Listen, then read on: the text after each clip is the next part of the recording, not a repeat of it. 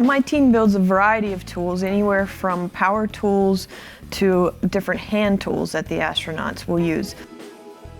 The biggest challenge for us in designing and developing tools for astronauts is to make it easy for them to use in their suit, and especially with their gloved hands that fatigue easily when they're working on orbit.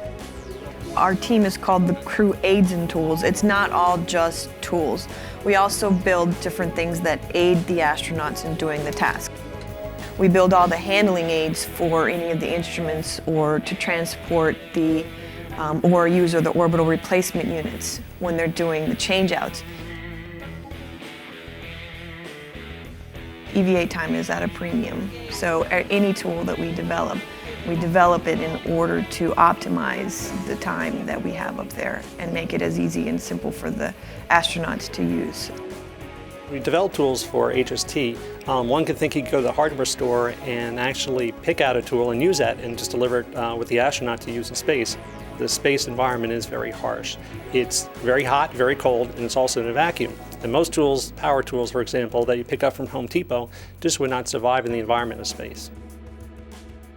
The repair task for this one instrument that's about the size of a refrigerator, we call it STIS, but STIS is an acronym for Space Telescope Imaging Spectrograph.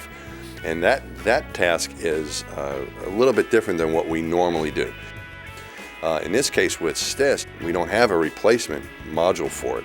So what we're going to do is we're going to try to replace a card that has failed inside of the box. To actually open up an instrument and pull a board had never been thought of nor conceived that we would want to do that, and therefore the interfaces were not very friendly to an astronaut. In fact, there's 110 of these very small screws that we need to remove from the instrument in order to gain access to the board we need to replace.